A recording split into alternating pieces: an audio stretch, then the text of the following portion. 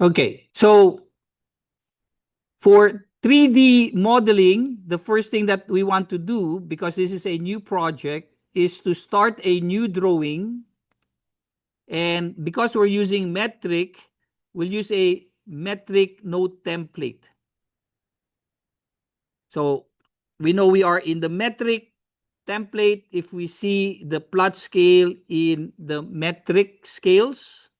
Okay, so from here, we want to change the workspace to 3D basics.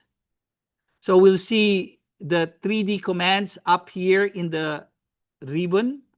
But I always like using shortcut keys anyway. It's just nice to have this to remind me the command, like EX will be the command shortcut for extrude.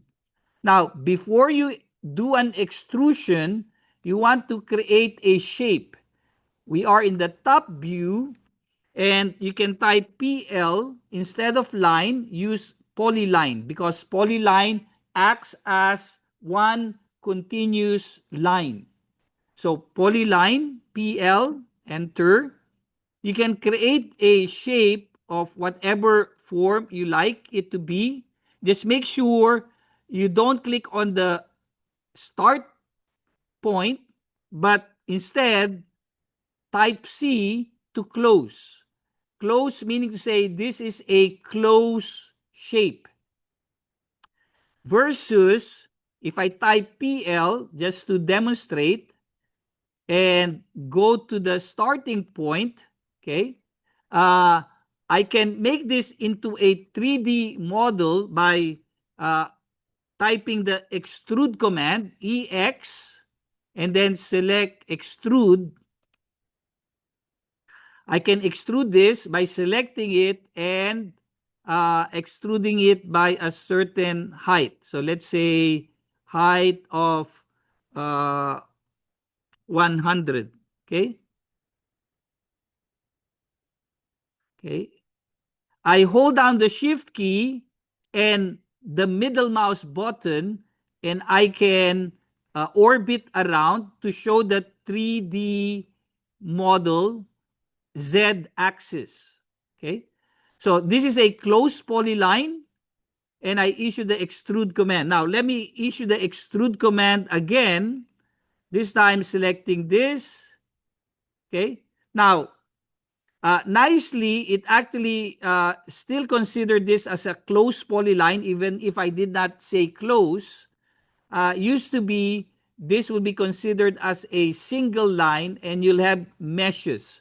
So right now, it works the same way, even if you don't use the close option when you're doing the polyline command. So create shapes, EL,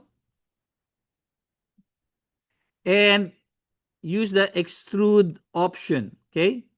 So again, close, EX, extrude, select the polyline, and it gets extruded.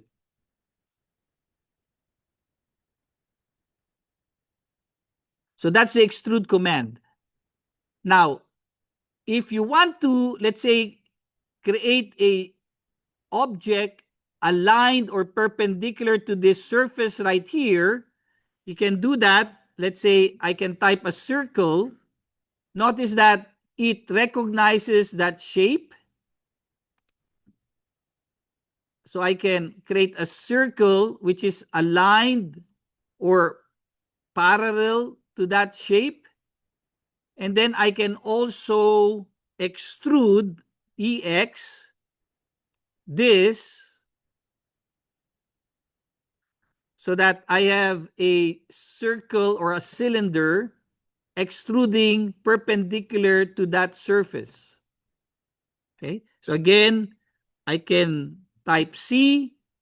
If you hover over a surface, it would recognize that surface, which is nice. Now, if you want to define where you want that center of the circle to be, then you might want to create a line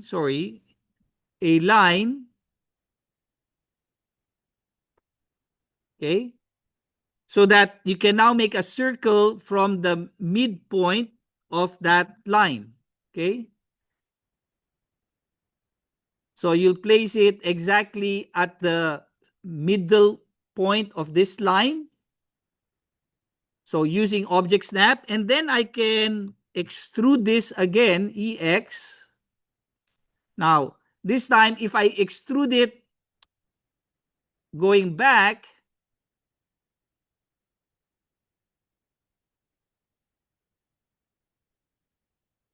okay, so you still have it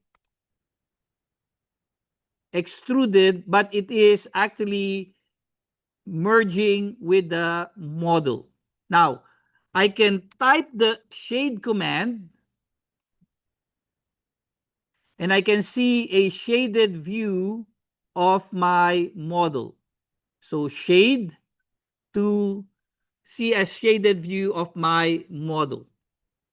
Now, I can also go to visualize, and I can check here. I can do a rendering of the model. I can add materials. Okay, so this is a little bit advanced, or I can also click here and see the model in different visual type or styles. So this is conceptual, hidden, realistic. That's the shaded. Okay. Shaded with wireframe or edges. Shaded in gray. Sketchy. Okay. Wireframe view or X-ray view. So those are visual styles that will help you in visualizing your 3D model. You can also render it, okay? But normally we would add materials before we do the render. So what I want you to do is just to play around with it, add circles or triangles, extrude, and make shapes. Okay? So circle, extrude, nav cube to turn on the cube. Okay?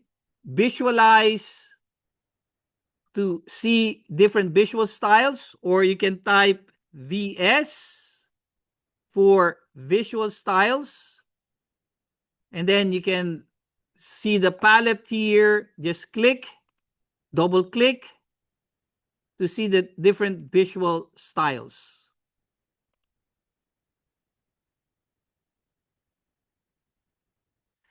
Go to the Home tab. There are different ways of creating primitive objects. So you can create a box. You can create a cylinder. You can create a cone.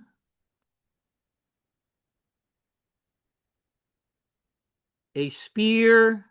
So these are primitive objects. Primitive 3D objects. A pyramid.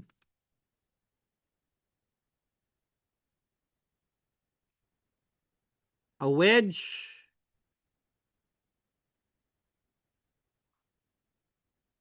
A torus.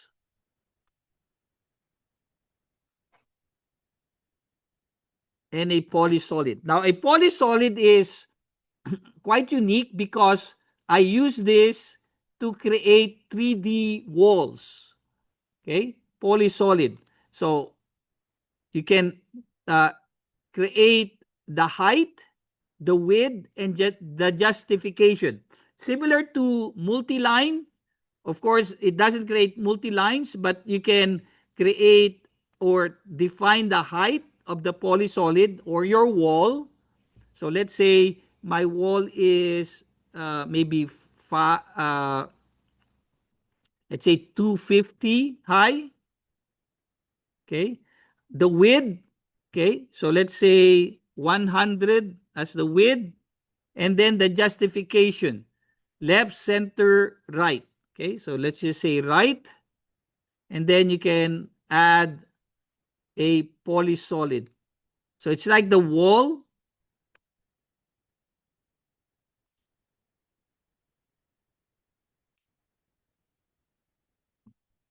Or use for the wall command.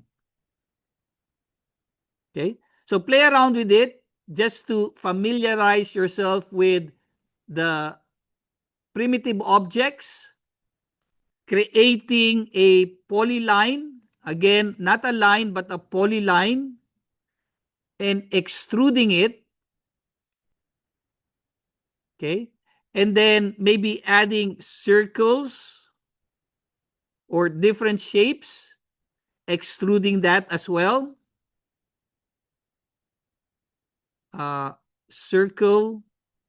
Okay. To create different shapes. So try putting it together. So using the move command. So maybe you can move this right there. Okay.